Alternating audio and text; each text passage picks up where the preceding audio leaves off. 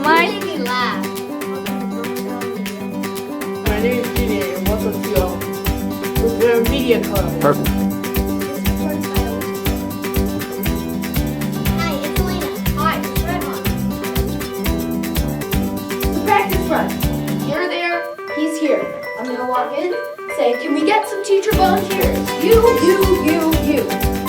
You're gonna walk in, you're gonna say, lay down right here, please. Lay down right here, please. They're gonna lay down. That's it. Welcome to Brookvale Media. Hi, I'm Rayhan. I'm Alicia. And I'm Brody. And this is Student on the Street. Last week we interviewed Kristen and Joanna. Today on Student on the Street, we will be interviewing, drumroll please, Monty, Chloe, and Geetika. Hi, Monty, Chloe, and Geetika. Today we are going to interview all of you guys. First up is Monty. What are your achievements? Well, my latest achievement is I participated in the science fair and I won first prize in 5th grade, and I'm going on to the district level. Very good. Monty, what is your favorite subject in school? Science, because I'm good at it and I have lots of interest. Now we will interview Chloe. Chloe, what is your favorite to least favorite color? My favorite color is blue, purple, and then I hate pink because it's really girly. I'm really sorry. Chloe, what do you like to do during recess? I mostly like to play Foursquare with my friends because where most of our classmates go, and I just like spending time with them. Now we will be interviewing Geetika. What's the biggest difference between this year and last year? Well, this year I'm more mature than last year. What is your favorite thing to do with your class? Our pinatas. Thank you guys for coming. Bye. We'll see you next time on Student on the Street. The Media Club is a group of people that works on videos all the time. However, not everybody gets to see how we do it. So we thought we would let you know how it's done. First, we think of an idea for the script. The script is the lines that we say. We use scripts because it provides information for the people who are watching the video. We do this by talking and discussing ideas online where all of us can communicate to each other, even at home. Next, we will write a script which we would edit before sending it to the news directors for their approval. The news directors are Natalie, Miriam, Sierra, Veronica, Nandini, Emily, and many more. They will give us suggestions and will tell us if we could record. They also make sure that everyone is on topic and that the scripts are up to date for the following production date. The production date is normally on a Friday. If there aren't any up-to-date or good scripts, then there is no production for that week. The studio has a green screen, camera, lights, and a teleprompter that shows the script. A green screen is literally a green screen with which you can edit into the background like this one after filmed. A teleprompter is in front of the speaker, about 15 feet away, and shows what the speaker should say. During filming, it takes several tries to get it perfect. Then, Siri and Carolyn, the art directors, or Tamora, the editor, will change the green screen after the recorders are done.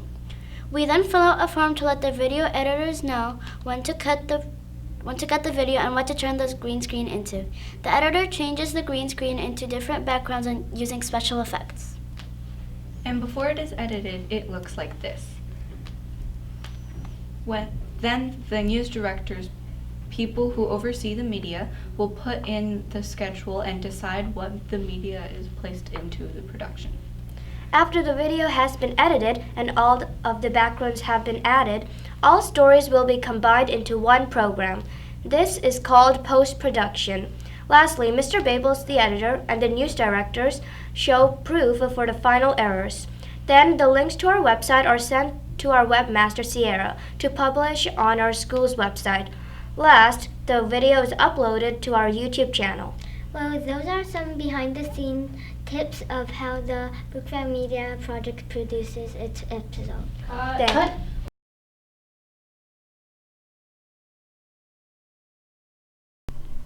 Everyone has their own goals in life. It could be to win a soccer match, win a competition, or just get good grades in math. These are all examples of SMART goals. But what, you may ask, what are SMART goals? What are SMART goals? SMART goals stand for specific, measurable, attainable, relevant, and time-bound. Specific means, what exactly do you want to achieve? Saying, I want to win a competition is not specific. 100 questions pop up. Which competition do you want to win? How will you win? The more specific goal is, I want to win a spelling bee by studying word lists. This goal specifically explains what your goal is. Make sure your goal has a purpose and you know what you want to do. Measurable goals are ones where you can count your progress. For example, if you say that you want to run 7 miles a week, you should be able to count how many miles you run each day. Like, I ran 3 miles in 3 days so far. A non-measurable goal would be one like, I ran some miles this week, I don't know how many, whatever, I'm just gonna relax now. If you can count your progress towards your goal, you'll know how much more progress you need to make to reach that goal. Next part of creating goals is to make sure that they are attainable, or in other words, you can actually reach your goal. Your goal should be one that is not far-fetched, such as, I want to reach the moon in 1 hour, because that is not possible.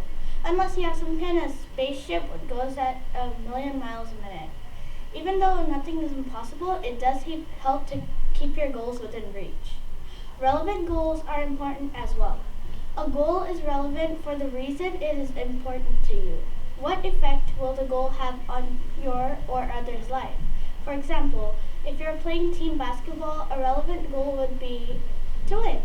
An irrelevant goal would be that you want to run across the basketball court 50 times while dribbling the ball and you don't care if you win or not. If your goal has no relevance to it, then your goal has no purpose to it, and there won't be any point in trying to achieve that goal. The last part of SMART goals is making sure they are time-bound. Your goal should have a deadline. This is a very important part of making goals. A deadline helps you figure out how much time you have until you reach your goal. A deadline keeps you organized.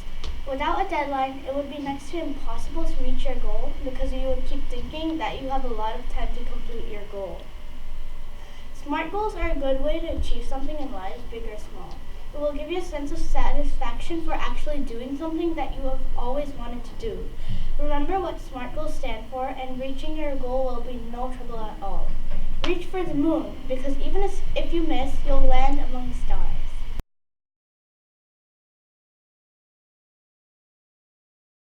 Hello, everybody. I'm Isabella. I'm Arna. And I'm Annabelle.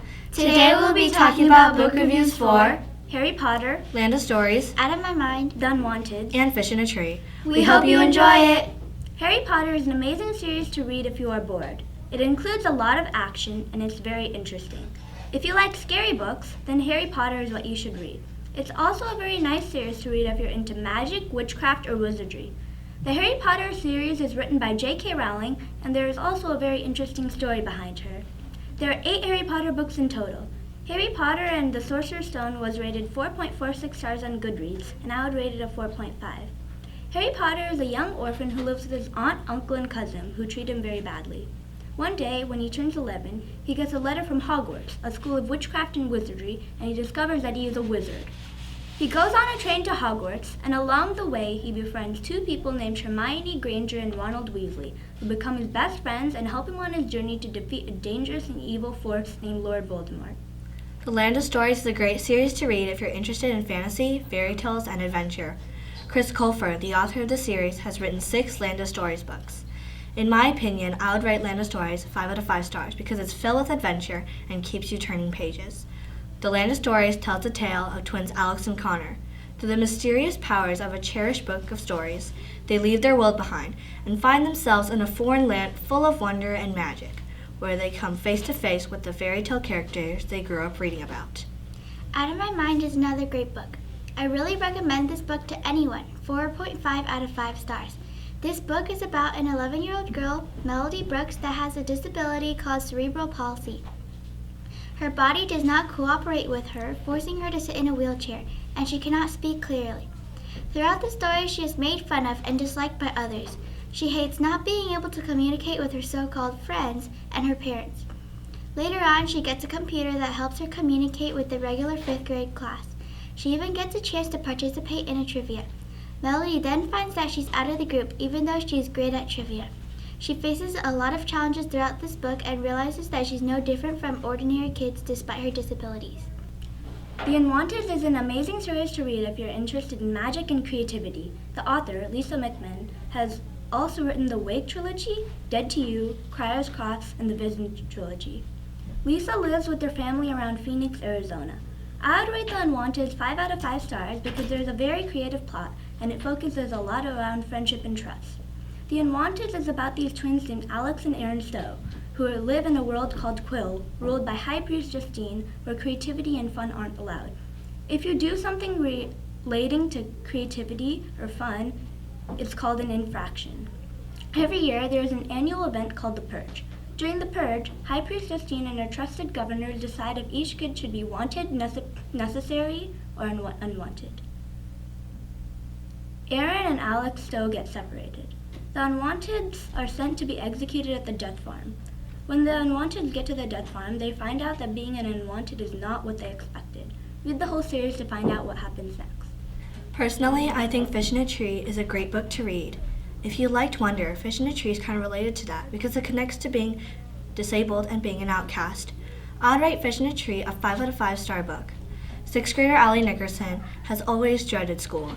She's been called dumb by her classmates and is considered a troublemaker by her teachers. She's great at math and art, but she's never let anyone know her darkest secret. She can't read. Everything changes when she gets a new teacher, Mr. Daniels, who realizes she struggles with dyslexia and she befriends 2 other misfits at school, Keisha and Albert.